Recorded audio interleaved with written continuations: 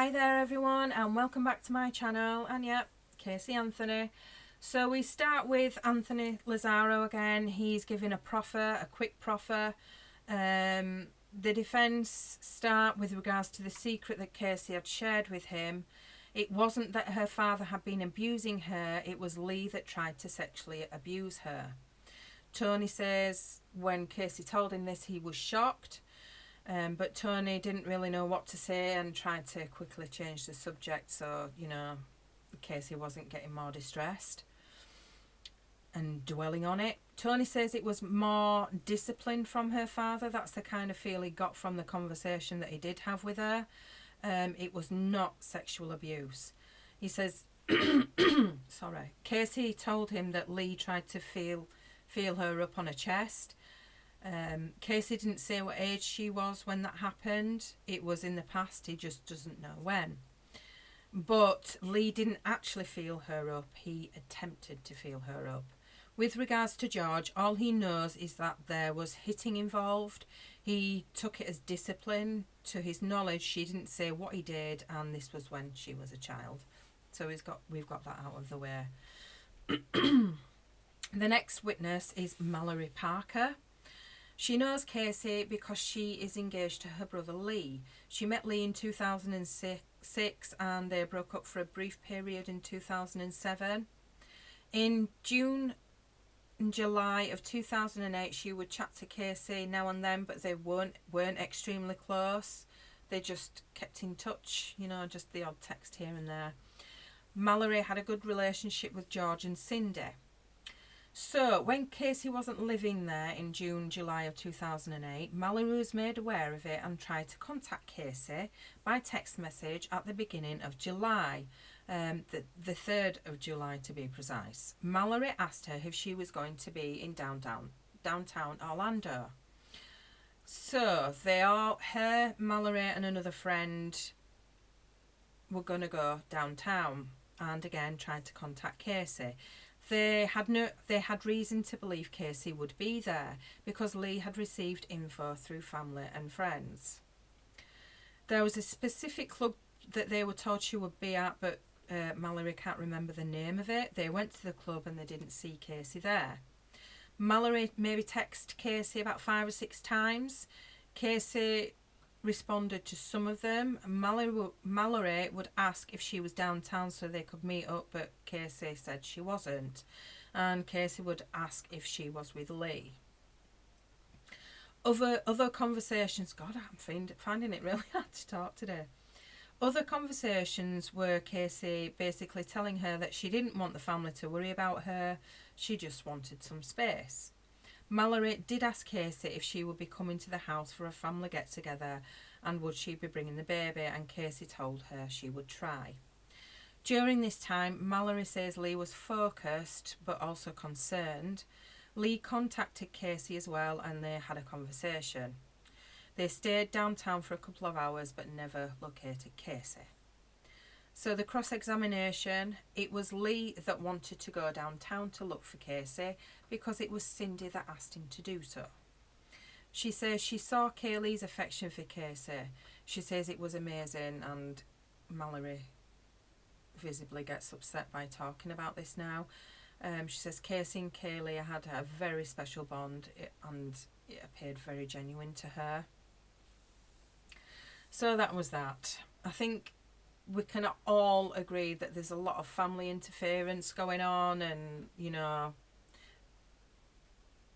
there's animosity between them all, I'd say. The next witness is Wiliam Waters. He knows Casey and met her on the 4th of July 2008 at his home as he was having a 4th of July party. He met Casey through Casey's friend Amy, as he worked with Amy. Amy and Casey got to his house at around 1:30 p.m. that day. When he first met Casey, he says she was polite. Casey told him she had a daughter that night. He didn't really have a big conversation with Casey as he was the host and he was busy with the guests and everything. Casey was looking after the inside for Wiliam. They show a picture of Amy and Casey taken by Wiliam. This was taken during the 4th of July party. They all went to watch fireworks that night, and throughout it Casey was on the phone to her boyfriend. He did hear her talking about Tony moving back to New York and she didn't want him to. He says Casey was a little angry after the phone call. After the fireworks, they went back to William's house and the party finished at around 1, 2 a.m. When they got back to William's, he said Casey seemed carefree. He didn't expect... they exchanged phone numbers and arranged to go to IKEA the next day. They did meet up the next day, which was the 5th of July, around 7:30, 8 a.m. He didn't expect Kaylee at his house that early. His roommate let her in and they went shopping. He says Casey was in a good mood. They first went to Target. They went in William's car. Then they went to IKEA, and he says Casey was looking at furniture, just window shopping, because he knew she was getting a new house soon with a friend who also had kids. That's a new one. They had lunch and then went back to William's house because Casey had to go to the airport. Casey had told him she worked at Universal Studios as an event planner and that she did a lot of work from home and she loved her job. Casey didn't speak about Kaylee, and William didn't ask about her either. They arranged to go for a helicopter ride and dinner a few days later, 10th of July, as William had got some tickets, but it didn't happen. William texted her about 6 times and she told him she was tied up.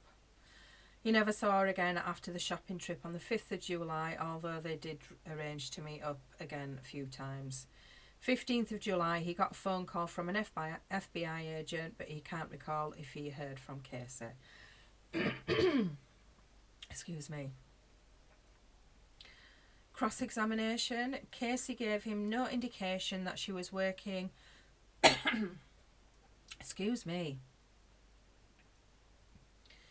Casey gave him no indication that she wasn't working at Universal. He believed her, and he believed she loved her job and she was happy. Casey told William that when she was going to move in with her friend who also had children, they were going to have a live-in nanny because it was cheaper. She gave no indication that she was faking looking at furniture for the house she was getting. So basically, he believed every word she was saying. He had no reason to not believe her. Casey was friendly to him and others. She appeared to care for him and others, and he trusted her. He has no information about what happened on the 16th of June when Kaylee drowned. Redirect. There was no reason to believe Casey was lying when she told him about her job and her moving house. So again, it's proving and disproving Casey's lies and showing the dysfunction that I believe this Anthony family has. So, more witnesses to come. I will see you then in the next video. Bye for now.